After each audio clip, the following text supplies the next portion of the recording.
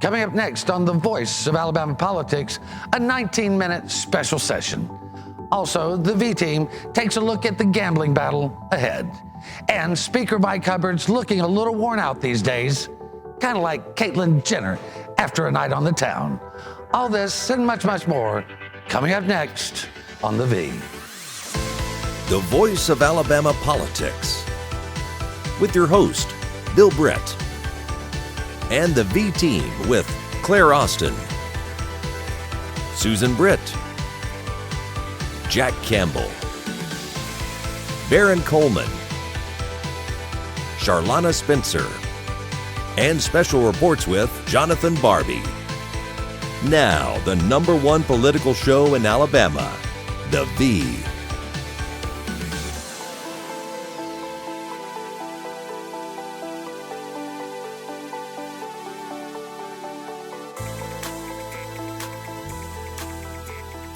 Welcome to The Voice of Alabama Politics, where we tackle the tough issues so you have the hard facts. I'm your host, Bill Britt, and as always, I'm joined by the V-Team. Welcome all. Hi, guys. Morning. Governor Robert Bentley thought he was pulling a fast one on lawmakers when he suddenly called for a special session. They came down to Montgomery this week, stayed a little less than 20 minutes, and politely said, "Governor, that's our response." They were polite about it, but they told the governor, no thanks, didn't they, Baron? They did, and I guess it's $40,000 well spent. You know, I wonder who on the governor's staff even knew he was going to try to pull this fast one. I honestly, who advised Governor Bentley that this was a good idea? And I don't know anybody with any political gravitas or savvy who would recommend the governor, you know what you need to do? You need to pull the rug out from under everyone in the middle of the summer and call a special session no one's expecting and that they're not ready for. Susan, you interviewed Senator Marsh after the 19-minute session, and he said he had some work to do and he planned on doing it. He did. They've been in committee meetings ever since they ended session, trying to come up with solutions for this budget. And he said, you know, Governor, there's really no disrespect, but we're simply not ready right now to do this. If we were to convene a session, a special session, it would be completely chaotic because we're not finished with the work that we've been doing. And he wants more time to be able to finish that. That's why they pushed it on off to the 3rd. Even though they really wanted to go to the middle of August, they pushed it off to August 3rd. Jack, they were all nicey nice about it, but I really think they kind of were telling the governor that they didn't like what he did. I don't think they liked it at all. And I think they had an agreement. They were coming in August. Was it the 14th or 17th or something like that? I understand this morning when I talked to somebody kind of on the inside that even the Chief of Staff, Seth Hammett, was not informed, that it came as a surprise to him. Really? So it makes you wonder who the governor's listening to, if he's listening to anybody at all, because he's stepping in it every chance he gets. Well, the rumor had it at the time that 2 hours earlier, he had already made an agreement with the legislators that it would be mid-August, and then turned around 2 hours later and changed his mind. Well, whatever, and that's been one of the things that people have been very critical of the governor lately, Baron, is that he flip-flops on issues. Not that just might lately. be I polite. mean, it's a five-year history by the time you get to this point. No, Jim Ziegler had a comment this week and about the last 5 months being a great disappointment to Republicans. Couldn't be more spot on, frankly. I mean, it's not just the governor, the leadership. I mean, in a way, I don't blame the governor for being frustrated with him. Why are they in meetings after the regular session trying to fix the budget? Why weren't you guys in meetings before the regular session trying to fix the budget? Why weren't you in meetings during the campaign season trying to fix the budget? You knew this was going to be a problem. But you know, Bentley also blindsided him before the beginning of the session when he came out with this tax plan. Oh, I'm going to have a tax plan. And for like 2 weeks, no one knew what it was. When he came back, it was, what, $500 million in taxes? I mean, he's got to be better communicator with the people he depends on to get his stuff through the legislature. Well, there's certainly a breakdown between Marsh and Bentley and Hubbard and Marsh. I mean, we have divided government in the extreme. Now, Marsh came out, and I want to get your take on this, Susan, because he told you this. He said they were in no mood for taxes. They were in the mood for a flat tax. They were in the mood to maybe move the use tax over, and they were definitely in the mood for gaming. But the flat tax, that was a new one. We hadn't heard anything about that before. That was a new one. He said that in studies that they have shown across the United States, is that this flat tax actually works. And what he told me was that what it would do is essentially lower the tax rate to around 3%, but they would take out all the deductions. And that way it just makes it fair for everybody. There's no winners or no losers, and it seems to be working in other states. And that would make a 5%, I think he said, flat tax for businesses. The businesses like that, Barron?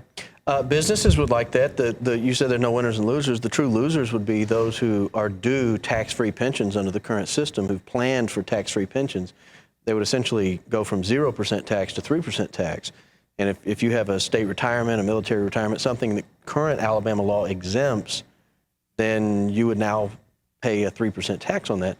And so there are some losers in the situation, but, tax policy changes. And sometimes you win, sometimes you lose. Well, they see nationally there's been a trend towards this because business likes it. Business comes in. They know what their liabilities are. They know how much to invest and so on and so forth. So it's a good deal. One thing again, and Barron, I'm going to go back to you on this. Gaming is still on the table, according to Marsh. Oh, no doubt. I mean, anybody that thinks gaming's off the table is probably delusional at this point. If the Senate Pro Tem wants gaming, there's going to be a vote on gaming one way or the other if he feels like he can get the vote. The question is it 21 votes? Is it 24 votes in the Senate? That probably, unfortunately, the Alabama Supreme Court is probably going to have to look at again. They've already decided it's 21, 3/5 vote, but the governor has stated otherwise and confused a lot of people. Yeah, there's a lot of confusion out there, and I want to pick that up later on. But Jack, Del Marsh is pushing the gaming. We haven't heard anything else from the foundation lately. They haven't come out. But the Porch Creek are running ads on television and in the newspapers. They want a gambling bill, but we don't hear anything from Mike Hubbard about that right now. It does make you wonder what's happened there, because he was on board during the regular session with giving the Indians the exclusive right to have gambling in their existing casinos, and you don't hear anything from him now. Silence is deafening, isn't that what they say? Yeah. Actually, he did say something this week. He said it would be a waste of time. I mean, Barron, you and I have suspicious minds. When Mike Hubbard's quiet about a subject, we need That to be means the careful. deal fell through. Allegedly. Yes. Well, and that's something we've talked about sort of off mic. Why was Hubbard quiet on gambling, loud on gambling, not quiet again on gambling? If Mike Hubbard's track record is of any indication, typically money drives his silence and his audible sounds that he makes, and one wonders if the deal changed. Yeah, I mean, we heard for a while that the Porch Creek, completely rumor, Porch Creek was going to pay his legal defense fees in exchange for him helping them get their compact through. Again, it was only rumor, but in this town, rumor is like gold sometimes, isn't it, Jack? It is. It reminds me of Hannibal Lecter telling Clarice Starling, quid pro quo, Clarice. Well, we know one thing. Most of these guys don't do anything without getting paid, right, Susan? They're absolutely right about that, and it's all over their campaign records. Well, we're going to have to leave it right there. You're watching the voice of Alabama politics. We'll be right back with some more issues and opinions.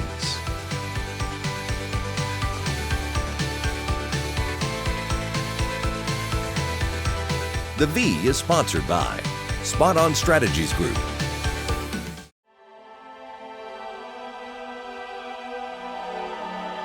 Sadly, this happens too often in families with autistic children. First nightmare, their child wanders off, disappears, and is nowhere to be found. Where her body was found just a couple hours ago. An autistic boy wanders away from home and dies.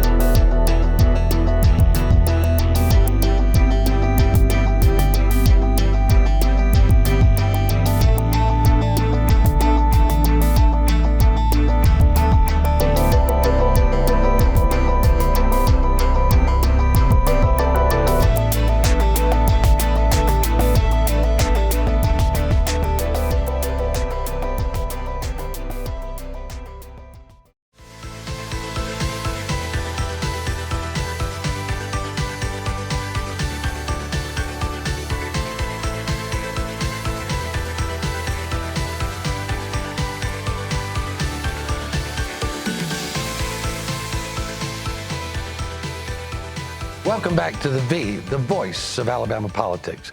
Barron, right before we took a break, you had mentioned that this 2/3 vote versus 3/5. And one of the things we all know, when Bentley announced the call, he put in there and said, listen, no gaming. Gaming is expressly denied or forbidden. Then he came along and said, to introduce any legislation, it'd take 2/3. That's kind of misdirection, isn't it, Susan? I mean, this 2/3 versus 3/5. When you match 2/3 with the word legislation, yes, because number one, to bring gambling, it's going to have to come in as a constitutional amendment. Supreme Court said in the state of Alabama that constitutional amendment is not legislation. Therefore, a constitutional amendment only requires 3/5 of the vote. And 3/5 is a whole lot easier to get to than 2/3, right, Barron? Well, it's 60% as opposed to almost 67%. Yeah, right. In the Senate, the difference is 21 senators out of 35 or 24 out of 35.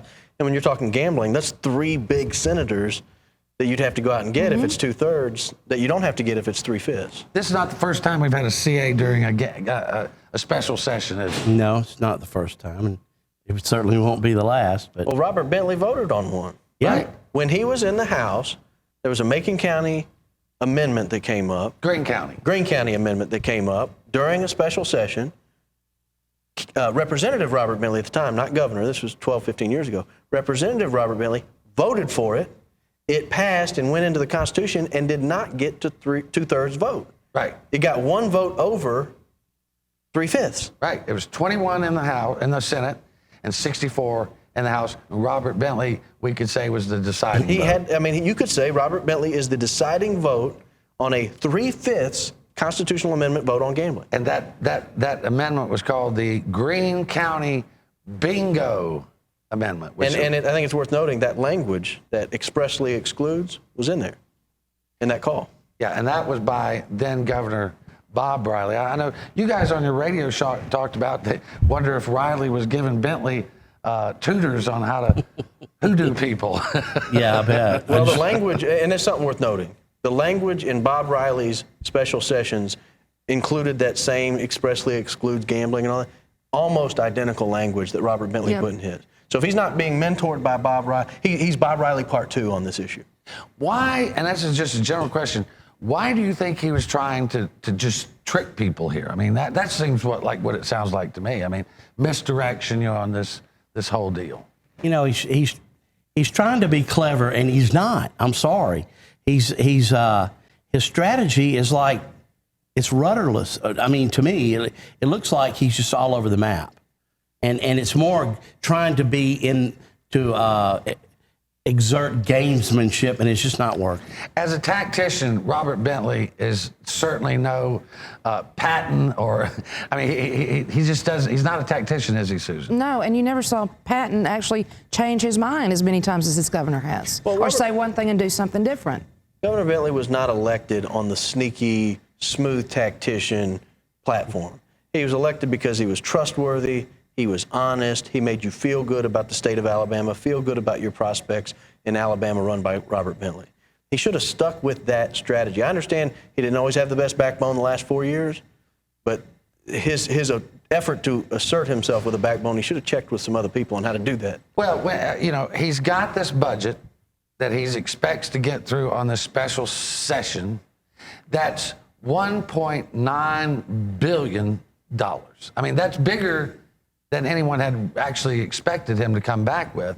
And I mean, he expects to raise taxes to get to his $1.9 billion. And he expects everybody else to put their career on the line to support this. I mean, Susan, Paul Busman the other day, he's got some solutions for this, but he said, I'm not voting for any taxes. He said it in a press conference. I cannot vote yes. You can count on me to vote no. Bentley, this is his last term. The rest of these guys have got to run again. I mean, he's asking them to basically sacrifice their careers for something that he wants when there may be other solutions out there. Jack, would you advise a candidate of yours to vote for a soft drink tax, a cigarette tax? I would Which not. kind of tax? Nor would I tell my candidate to go get a $50 million bond issue for the state to go into the hotel business. I'm sorry. I just think I don't get it. I really don't. I gave Bentley money and I worked for him in 2010. But he is not the same man.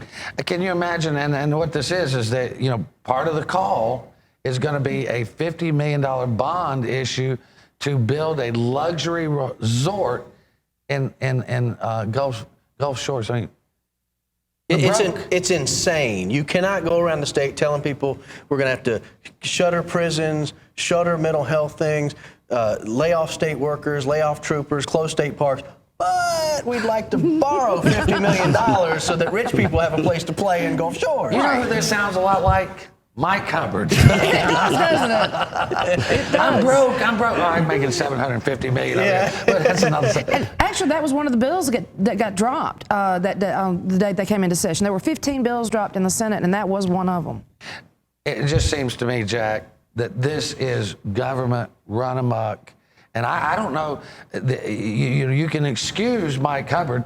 He's charged with 23 felonies. We know what we're dealing with there. Well, you've got a very stubborn governor who is putting sanctimoniousness, if there's such a word, Where's that? above common sense. Because the people in polling we did want to have the right to vote on gambling. And this Mr.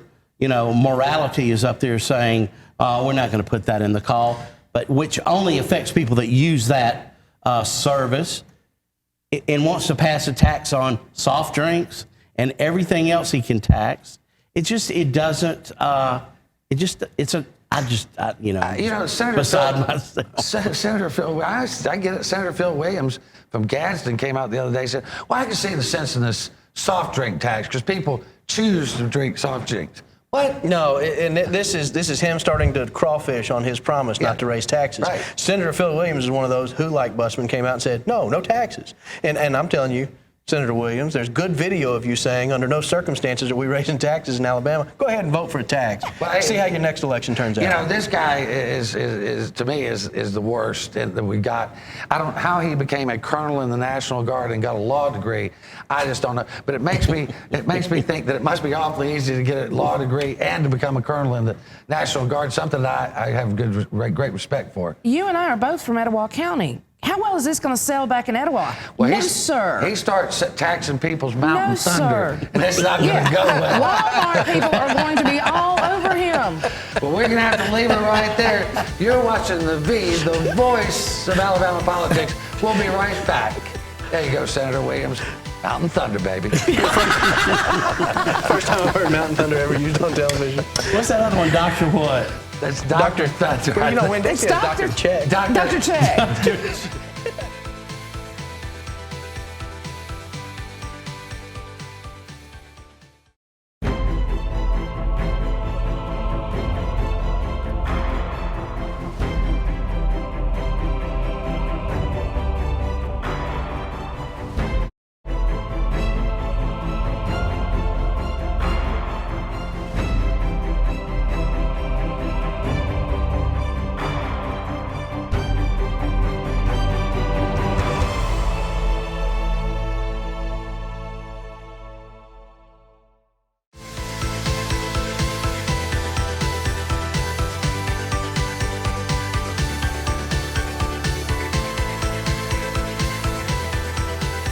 Welcome back to the voice of Alabama politics.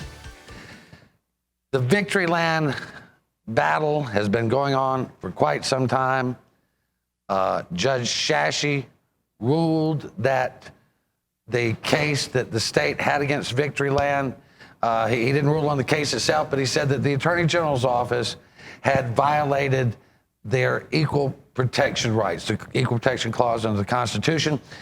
The McGregor's lawyers then filed for their money and machines to be returned.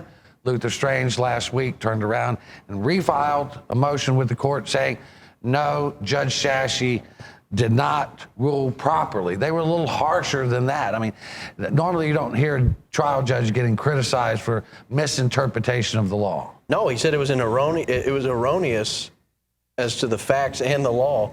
But this is why you have appeals. Obviously, you disagree with the lower court, or you wouldn't be appealing. Right. So you can't just say, no, you don't get to give him his machines back because you were wrong. You wouldn't have filed an appeal if you thought he was right. Right. You wouldn't have filed the lawsuit if you thought he was right. And so I don't know that has much bearing in it. I think Judge Shashi should rule quickly and swiftly, one way or the other, just to get this thing out. Yeah, I mean, it's drawn on long enough, hasn't it, Jack? It's drawn on a long time. I know Bill Shasheen, he's pretty deliberate.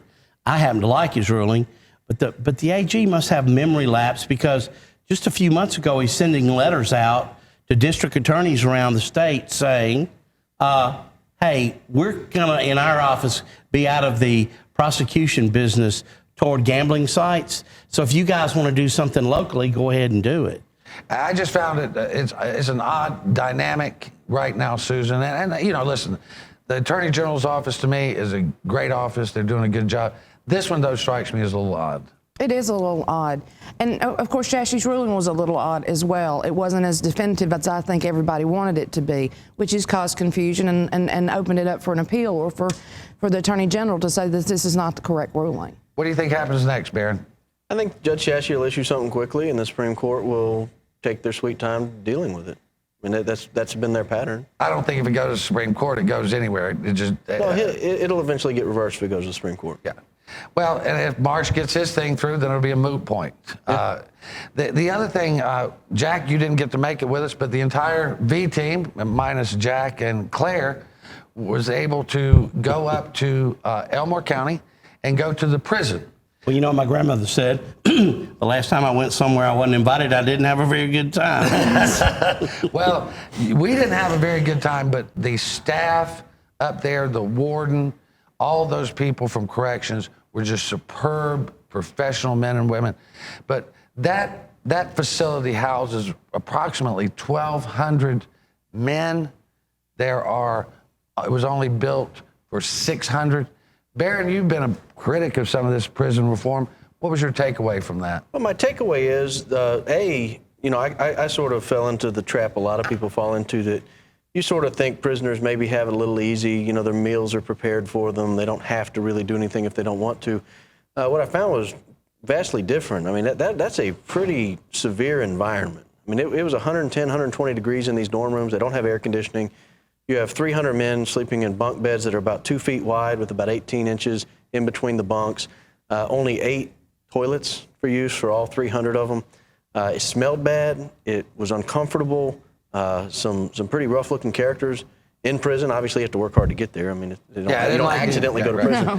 But, my takeaway is, I don't know that prison reform that I've seen will change what I saw yesterday. What I saw in the prison reform bill was, creating another level of felony. I don't know that that's going to have much impact on relieving the overcrowding. I didn't see anything there that was going to double or triple the number of officers. To me, they were grossly deficient on the number of correctional officers in that facility. There are basically 2 or 3 men per 300 people on the ground. I walk away thinking we need more prison reform, not less. Susan, you were the only female in the midst of some very desperate criminals. She sure did look good, too.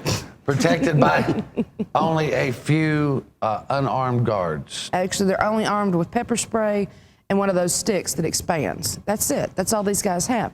In a room of 392 men, and I've got like 3 guards around me, that's not very safe. I mean, this is got to be as uncomfortable. And remember, the correctional officers are having to live in these conditions as well, with the 8 toilets and the 120-degree temperatures. It's pretty desperate in there. The guards, they like to be called correctional officers. These correctional officers, their starting pay is $2,800 a year. $28,000 a year. And they volunteer every day to go work with some of the worst people in Alabama and some of the worst conditions. Jack, hard to get people to go work for that, isn't it? You can blame the Alabama legislature for the whole mess. This has been an ongoing problem since George Wallace was governor, and everybody pledges to fix it, and they never do. Now, the liberal side of me, and it does come out when I talk about prisons, these people cannot expect to go and be a member of society that is productive after they get out of that environment. It's unbelievable. And I don't know, we have to do something. And I think you told me, Barron, the warden said they're seeing more mentally ill people coming into the prison because we don't have mental health facilities. Mm-hmm. Well, and they do everything they can. They offer AA, they offer drug treatment, they offer mental health. But these people, Susan, you've got somebody who may have broken into a house and stole a $50 radio next to a guy who raped or murdered somebody. I mean, these are bad people, but not irredeemable people. No, they're not irredeemable. And Elmore, unlike the St. Clair County facility, has educational programs. They use the J.F. Ingram education facility for some of them. They use work where they're being trained in vocational things. Also, they have mental health programs. They have, things that help them readjust when they get out in society. The problem is when they get out, there's no support there anymore. It just drops. Well, it's an eye-opening experience. Every legislator should go to a prison and tour. Some of them may have the opportunity to go there and stay.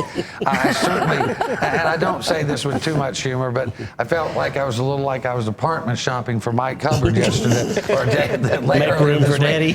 I do want to make one point that was made very clear to all three of us yesterday. The overcrowding issue is not just an issue of the prisoners being uncomfortable.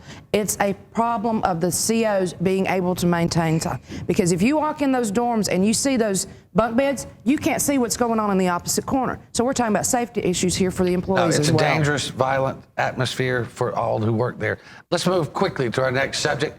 We spend a lot of time here at the V talking about Speaker Mike Hubbard because of his legal problems and the impact his leadership has had on the state. Things have not gone well since Mike Hubbard has taken the reins, much less since he's had his 23 felony indictments. This week he was on ABC 3340 speaking about the special session. I'll let his own words speak for themselves. I haven't seen any bills, but the fear that I had, and I believe our leadership team had, I know our leadership team had, is if there were bills that were introduced that we hadn't even seen, then that was going to be what was discussed over the next 3 weeks. And for our members, that would basically be, pigeonholed, and that's what they're looking at. And we don't want that. You've been watching The V, the voice of Alabama politics. You can catch news stories every day on AL Reporter, catch us on YouTube, and every Sunday on your television stations throughout the state. Thank you for watching.